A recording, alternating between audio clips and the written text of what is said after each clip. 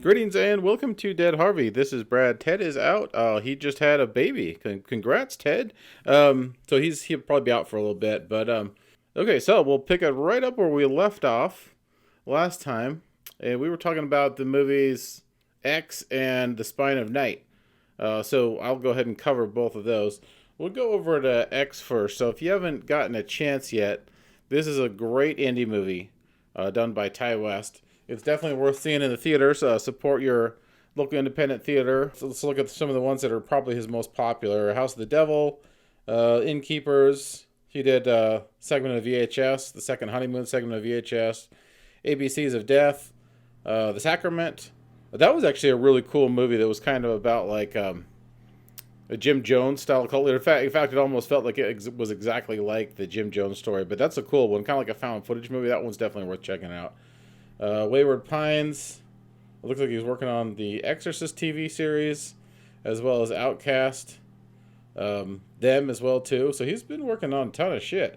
But anyways, X. So his movies are kind of hit and miss for me. I dug the stuff. I dug the Sacramento Law. I dug the stuff that he did on VHS. House of the Devil was moved really slow for me. It's a very atmospheric movie, but I didn't really get into it. Crazy shit happens at the end, but to me it moved really slow until that point. But X, I think. Oh, actually, here's another cool movie he did. In a Valley of Violence. This is one that you rarely hear about. This was made in 2016. Really cool movie, very under the radar movie with Ethan Hawke and John Travolta. Mysterious stranger and a random act of violence drag a town of misfits and nitwits into the bloody crosshairs of revenge. But that's a good one. Under the radar western. That's like a character movie. It's really cool. Definitely worth seeing. Okay, so anyways, X. X is my favorite one of Ty West movies that I've seen so far because to me it feels like it's the most original. So basically, what this movie is about is clearly it's an homage to Texas Chainsaw Massacre. The way that it feels, like it has that 70s kind of look to it. It has a documentary kind of shooting style look to it. And it takes place during that time period in the 70s as well, too, like when Chainsaw was shot. So it's about this crew of indie filmmakers that go out to make a porno. It feels like they're going out to make like an elevated porno. You know, like you hear this term in horror now, which is called elevated horror, like more kind of intellectual horror or more like sophisticated horror. So this is kind of like what they're thinking of doing, except for with a porno. So they know that like Deep Throat made a lot of money. They're going to transcend the porn genre, and everybody that's working on the movies has different dreams about what they're going to accomplish with it, or where basically like the springboard that is going to lead them. Especially the director that's on it, he's like super pretentious. Thinking he's going to change the world with the movie. He wants this to be his springboard to becoming a legitimate director. So in this movie, they go out kind of like out in the middle of nowhere, Texas, in this ranch, and there's an old couple that owns this ranch, and the old couple is not very talkative or friendly. The old guy is like real grumpy. He's kind of got a crypt keeper haircut, you know, with like that skullet that goes on in the back there, and then his wife is just sort of like leering all the time. And the old guy's like, just don't piss off my wife. Like, because she's much more difficult to deal with than I am. So he kind of leaves, and everybody's like, there's like weirdness going on. Weirdness and awkwardness, but not really any like major tension or anything. So anyways, all goes well until they start filming the porn. And then the old lady catches on to what they're doing. Then things start going off the rails. She's staring and leering, real creepy. Now, the difference between this movie and a lot of other like slasher movies, especially ones that like it was an homage to, is that the killers in this movie are the elderly couple, because especially like the older lady, she's really really horny, and she has all this pent up sexual frustration, and then so like her husband, is having problems satisfying her, and then when she sees what's happening with this couple there, these like young attractive people, she gets all jealous and pissed off and starts attacking them. So I thought this was a pretty interesting angle to a movie. I've never really seen like a horny elderly person attacking people in a movie before. That's something definitely different. But I love the fact that like they took such a unique approach to it with the killer. So they were taking some risks here. They were doing, like a horror movie that took place in the 70s. They have like kind of like the porn angle into it, which is definitely difficult to market because of getting into theaters. There's going to be like the controversial factor that will help with the marketing, but as far as what you can get away with in the theater, especially when your movie is called X and it's about filming a porno, I'm sure they had some difficulties with that. But anyways, the kills are great. Some of them kind of like remind me of Italian horror kills, and you'll notice that especially on like one scene with Martin Henderson. That cast is great. Kid Cudi's really good. Brittany Snow is awesome. Everybody in this movie is fantastic. So this is well worth watching. Go to your Andy Theater to check it out. See some like convention. Like, it's really cool to see a movie like indie movie like this taking risks that Hollywood movies won't do at all. There's no way that Hollywood studio would ever finance a movie like this. But also the fact that I'm seeing, and I was talking to Ted about this before too, I think that there's a big renaissance happening right now with indie movies because Hollywood movies have gotten so stale. Indie movies right now, I think we're going to start seeing a lot more of them, and I think they're going to start doing a lot better because, you rarely see any of them play at the theater like this one. It played for like a week and then it was gone. We rarely have an opportunity to see indie movies at the theater anymore, unless you're in some like really like artsy kind of area. But it's just cool to see that it got picked up by AMC or a couple of big, even though it probably only played on a few screens.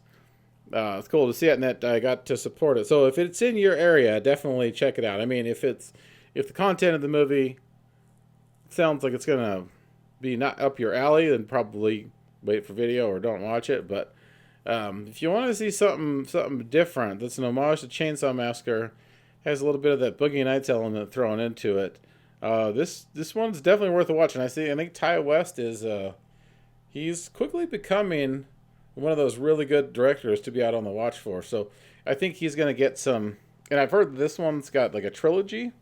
So I hope he gets a trilogy for this one. But yeah, I'm looking forward to seeing what he does next. It looks like he's on a roll here, and he's kind of like, he's getting a lot better at his craft.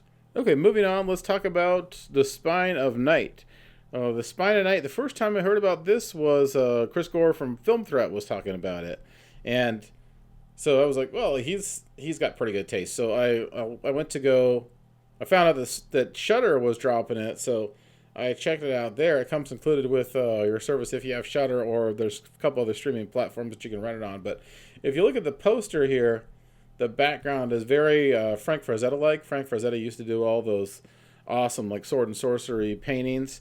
Now he also did the layouts for Fire and Ice. If you see the movie Fire and Ice, the Ralph Bakshi movie, it resembles that, like with kind of like that artwork style. It also has a similar feel to heavy metal, but I would say I'm leaning more towards Fire and Ice than heavy metal because it has a real kind of like stripped down look to it, but very like authentically retro 80s look. So if you're a fan of that style of animation and those movies from the 80s, like those Bakshi ones, and heavy metal, it's definitely worth checking out. Now this is be wary, this movie is extremely violent. Now, like a lot of times, animation can get away with a lot more than live action, like violence wise. But this one is just like, oh my god, I don't know if they could get away with anything more. I mean, they're chopping people's heads off in like 3 parts, and every part of the human anatomy that you would either want to or not want to see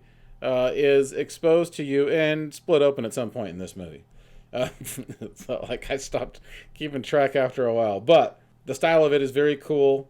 It's set in the land of magic, and it follows heroes from different eras and cultures battling against malevolent force. So there's this little flower bloom that they get.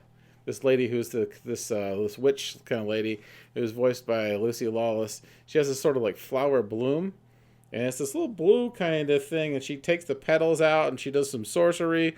She'll throw it over at somebody or kind of like blow on it, and it'll just like incinerate people.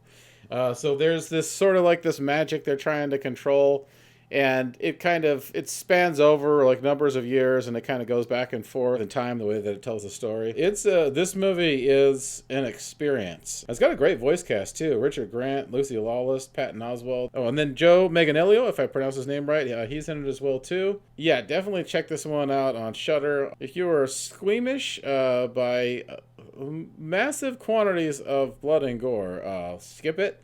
But if that doesn't bother you, and if you want to see some really like one of the really cool things about this movie is the backdrop of it is just freaking awesome. Like these background, kind of like these, like how old school movies used to have all those matte paintings. So this one's animated. So like, a lot of the animated ones used to have those matte paintings in the background as well too. These just amazing looking paintings that they have in the background is just kind of, it's awesome to look at. So it's a lot of eye candy. It will stay with you after you watch it because of kind of like how brutal it is, but it's also incredibly well done on a number of levels. So this is if you're an animation fan, put this one right at the top of your list. Animation horror, well, it's kind of more like dark fantasy than horror, but the blood and gore element of horror is most certainly there.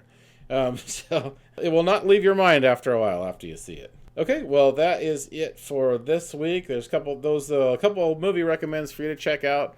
X and The Spine of Night. The Spine of Night is on video now. X should be out on home video pretty soon if it's not in your local theater. But definitely check these both out to support independent movies. And if Ted is not back by next week, I'll probably do like another solo episode where I pick out a couple different movies to watch. And I think I'm going to be leaning more towards, I saw this trailer for a movie called Rise of the Chupacabras, and I started laughing my ass off. So I might do like some crazy like creature horror, like some cryptid kind of horror. I'm leaning towards that. Maybe like Lamageddon, or maybe like Rise of the Chupacabras, or maybe like a Chupacabras double feature. It'll be something weird, like with critters in it, with critters gone bad. Okay, all right. Well, have a great rest of your week, and we'll see you next time on the Dead Harvey Show. Take care.